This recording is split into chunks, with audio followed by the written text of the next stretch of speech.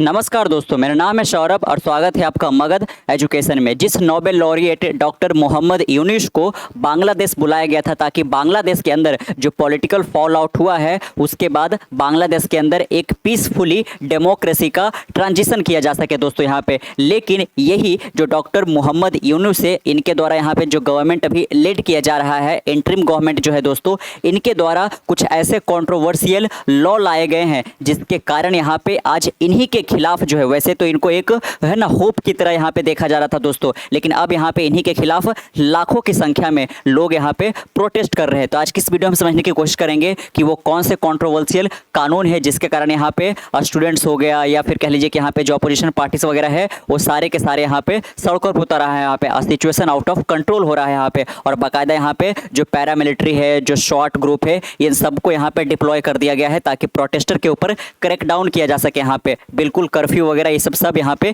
Impose कर दिया गया। बाकायदा आप देख सकते हो, Mohammad Yunus led government deploy paramilitary स्वाट as protester over service law grip Bangladesh. दोस्तों यहाँ पे जैसे कि आपको पता होगा, जैसे कि हमारे देश के अंदर भी कई बार ऐसे सवाल उठाए जाते हैं कि जो सिविल सर्विस सर्वेंट है दोस्तों, यहाँ पे ये इंडिपेंडेंटली यहाँ पे कोई डिसीजन नहीं ले पाते हैं, बल्कि यहाँ पे जो नेता लोग यहाँ पे भले ही वो अंगूठा छाप का हो, यहाँ पे ये जो डिसीजन लेते हैं एक तरीके से, और इन्हीं के इर्द गिर्द इनके दायरे में रह करके ही सारे सिविल सर्वेंट ये सब काम कर पाते हैं यहाँ पे। और कोई अगर जो इंडिपेंडेंटली न्यूट्रली यहाँ पे कुछ काम करने की कोशिश करता है यहाँ पे, है ना, किसी करप्शन वगैरह को उजागर करने की कोशिश करता है तो उसका ट्रांसफर कर दिया जाता है। ठीक उसी प्रकार से बांग्लादेश के अंदर जो सिविल सर्वेंट यहाँ पे है, इनको लेकर एक कानून बनाया गया है जिसके तहत यहाँ पे अगर जो सरकार को ऐसा लगता है कि सिविल सर्वेंट को यहाँ पे हटाया जाए तो किसी भी प्रकार का कोई यहाँ पे कोर्ट के अंदर हियरिंग वगैरह ये सब नहीं होगा, बिल्कुल इसको बाईपास करके डायरेक्टली इनको टर्मिनेट कर दिया जाएगा दोस्तों यहाँ पे। तो देख सकते हो यहाँ पे कि काफी ज्यादा एक डेमोक्रेटिक वैल्यूज को यहाँ पे लूज किया जा रहा है यहाँ पे, जिसके कारण यहाँ पे बहुत सारे जो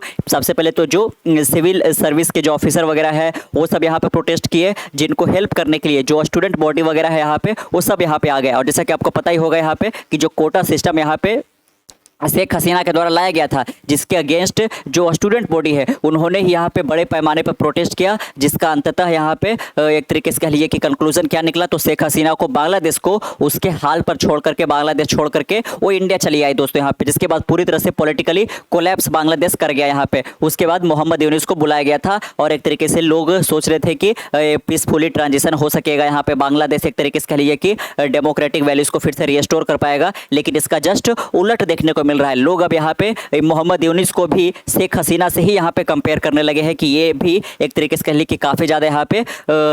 प्रॉब्लमेटिक बनते जा रहे हैं दोस्तों। बाकायदा पे यहाँ पे देख सकते हो, the Dhaka metropolitan police DMP जिसको बोलेंगे, has impose a ban on rallies and gathering. देख सकते हो कि लोगों के द्वारा किसी प्रकार का कोई प्रोटेस्ट, रैली या गैदरिंग यहाँ पे नहीं किया जा सकता है। कहाँ पे दोस्तों? तो जो बांग्लादेश का कैपिटल है ढाका, वहाँ पे जो सेक्रेटरीट है ना, उसके इर्द गिर्द यहाँ पे किसी प्रकार का कोई गैदरिंग, प्रोटेस्ट वगैरह अब ऑर्गेनाइज नहीं किया जाएगा। इसको लेकर के यहाँ पे पूरे का पूरा कंप्लीट बैन यहाँ पे लगाने का ऑर्डर दे दिया गया है। बांग्लादेश इंटरिम गवर्नमेंट है ना, आपको पता होगा कि बिल्कुल बांग्लादेश के अंदर जो मोहम्मद यूनुस है वो चाहते हैं कि जून 2026 के अंदर इलेक्शन करवाया जाए दोस्तों यहाँ पे। लेकिन लोगों का मांग क्या है? लोगों का मांग है कि दिसंबर 2025 तक जाते जाते ही एक तरीके से यहाँ पे पूरा इलेक्शन कंडक्ट किया जाए, जिसके बाद यहाँ पे जो भी चुनकर आएंगे है ना, तो डेमोक्रेसी को फिर से रिस्टोर किया जा सकेगा। तो यहाँ पे इसको डिले करना, इससे भी लोग काफी ज्यादा यहाँ पे चिढ़े हुए, और साथ में जो सर्विस लॉ जो लाया गया है यहाँ पे, जिसके तहत यहाँ पे डायरेक्टली गवर्नमेंट जो है सीधे सीधे टर्मिनेट कर सकती है बिना किसी है ना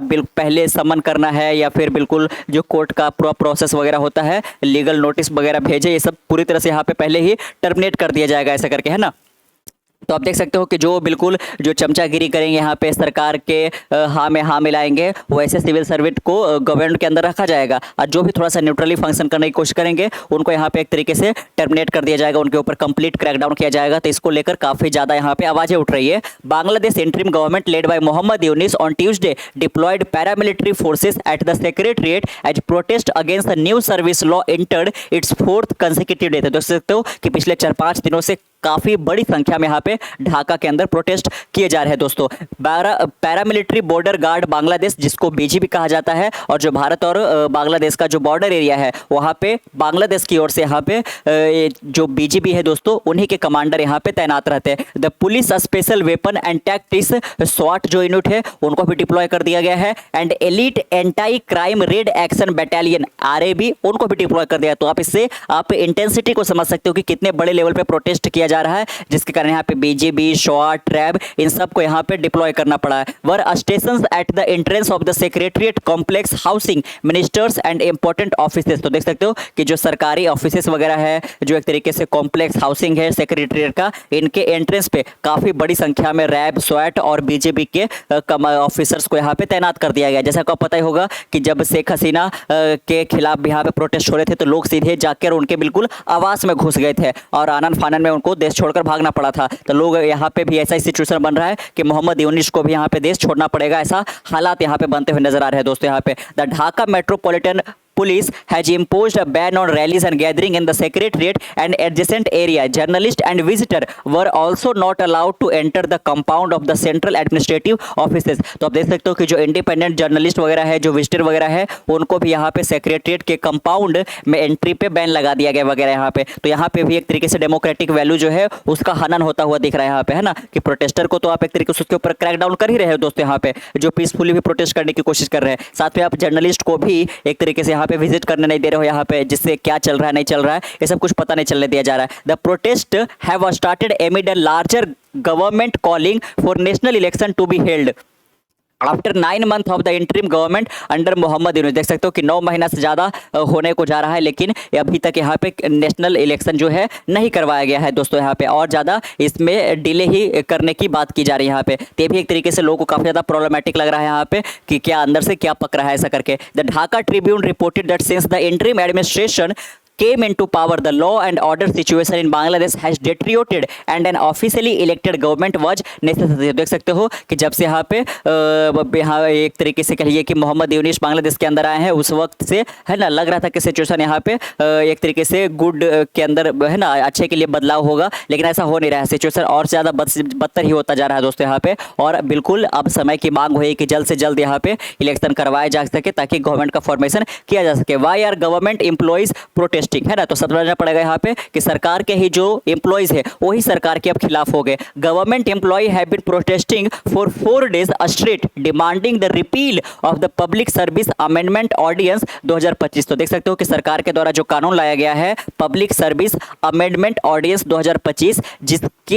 जिसको रिपील कराने के लिए जो एक तरीके से गवर्नमेंट एम्प्लॉय है वो एक तरीके से लगातार प्रोटेस्ट कर रहे हैं यहाँ पे, क्योंकि इसके तहत वही होगा कि जो सिविल सर्विस के ऑफिसर वगैरह है उनको सीधे टर्मिनेट कर दिया जाएगा दोस्तों यहाँ पे, है ना। तो ऐसे में बहुत सारे जो उनके जॉब जाने का भी खतरा है या फिर उनका जो इंडिपेंडेंट वॉइस है उसको पूरी तरह से दबाने की पूरी तैयारी चल रही है। The ordinance issued by the president on Sunday allow the government to fire employees for 4 type of disciplinary breach through a show cause notice. देख सकते हो बकायदा यहाँ पे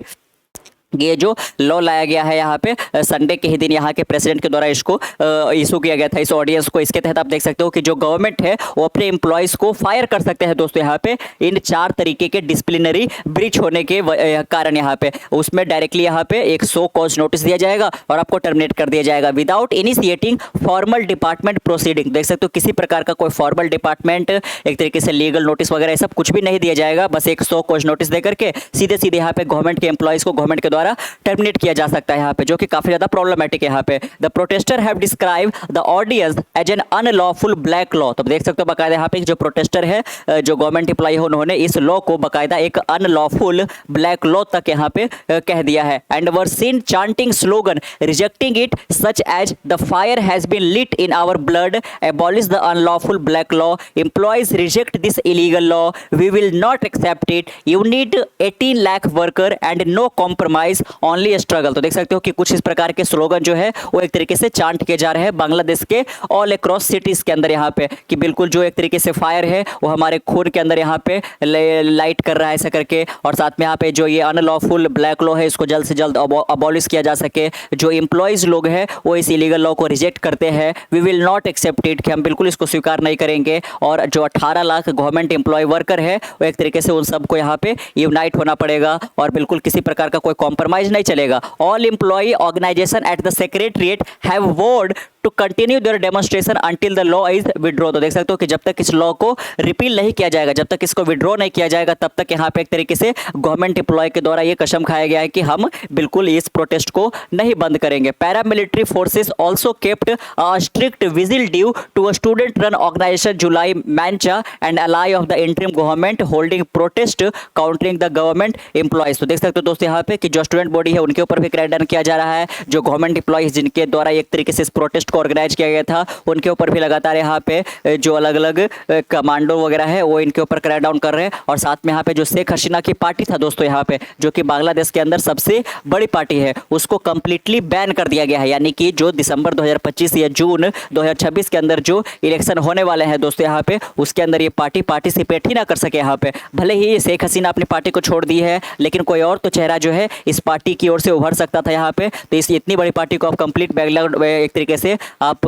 हटा ही देते हो रास्ते से, यहाँ पे इलेक्शन से ही बिल्कुल दरख्वास्त कर देते हो, तो बिल्कुल ये जो इलेक्शन भी होगा उसका कोई इंपॉर्टेंस नहीं रह जाएगा दोस्तों। यहाँ पे फ्री एंड फेयर जो इलेक्शन है वो यहाँ पे ये नहीं हो पाएगा। काफ़ी ज़्यादा एक तरीके से कॉम्प्रोमाइज तरीके से इलेक्शन किया जाएगा। और साथ में है जो लॉ लाया गया है काफ़ी ज़्यादा कंट्रोवर्शियल बताया जा रहा है यहाँ पे कि आप ऐसे ही गवर्नमेंट एम्प्लॉय को फायर नहीं कर सकते हो दोस्तों यहाँ पे, है ना। जो भी गवर्नमेंट के डिसीजन से थोड़ा सा भी एक तरीके से कह लीजिए कि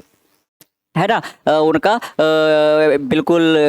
जो है एक्सेप्टेंस नहीं होता है या फिर उसके साथ तो कोऑपरेट नहीं कर पाता, ऐसा करके जो उनको लगता है गलत है आवाज़ नहीं उठा सकते बाकायदा कि आपने डिसिप्लिनरी एक तरीके से कह लीजिए कि वायलेशन किया है। यहाँ पे आपको सीधे सीधे यहाँ पे बिल्कुल दरख्वास्त किया जाता है। यहाँ पे किसी प्रकार का कोई फॉर्मल प्रोसीडिंग वगैरह कंडक्ट नहीं किया जाएगा यहाँ पे। तो ये काफ़ी ज़्यादा ब्लैक लॉ बताया जा रहा है, जिसको लेकर बांग्लादेश के अंदर बड़े लेवल पे प्रोटेस्ट किया जा रहा है यहाँ पे। और साथ में यहाँ पे जो मोहम्मद यूनुस है उनसे भी अब उनको भी लग रहा है कि काफ़ी ज़्यादा सिचुएशन आउट ऑफ कंट्रोल हो रहा है। उन्होंने तो वार्निंग भी दे दिया था कि मैं इस इंटरिम गवर्नमेंट को संभालने के लिए जो मुझे यहाँ पे दिया गया है उससे हम सीधे सीधे रिजाइन करते हैं। और साथ में यहाँ पे जो मिलिट्री है दोस्तों उनसे भी ये जो इंटरिम गवर्नमेंट है मोहम्मद यूनुस का काफ़ी ज़्यादा यहाँ पे टसल सा चल रहा है यहाँ पे। तो बांग्लादेश एक तरीके से टोटल कोलैप्स की ओर जाता जा रहा है। और साथ में बांग्लादेश के ऊपर है जो यूरोपियन यूनियन है और साथ में जो यूनाइटेड नेशन की ह्यूमैनिटेरियन बॉडी है वो सब बहुत ज़्यादा यहाँ पे प्रेशराइज भी करने लगे हैं कि जो आपको एक तरीके से एड या फिर जो आपको फंडिंग वगैरह सब दिया जाता है वो सब यहाँ पे सीज कर दिया जाएगा अगर जो ये जो सिचुएशन यहाँ पे चल रहा है वो अगर जो नॉर्मलाइज नहीं होता है दोस्तों यहाँ पे। क्योंकि आपको याद होगा कि जो यहाँ पे शेख हसीना के खिलाफ जो प्रोटेस्ट हो रहा था उसमें 1400 से ज़्यादा लोग मारे गए थे और कुछ ऐसा ही हालात यहाँ पे अब भी बनता हुआ दिख रहा है यहाँ पे। तो अगर जो सिचुएशन कंट्रोल में नहीं आया तो काफ़ी बड़ी संख्या में लोगों की जाने भी जा सकती है यहाँ पे। तो कैसा लगा आपको आज का वीडियो नीचे कमेंट बॉक्स में जरूर बताइएगा। मिलते हैं करेक्ट वीडियो के साथ, तब तक के लिए keep learning keep growing. This Saurabh सैनिक सीरियस 1। Bye bye.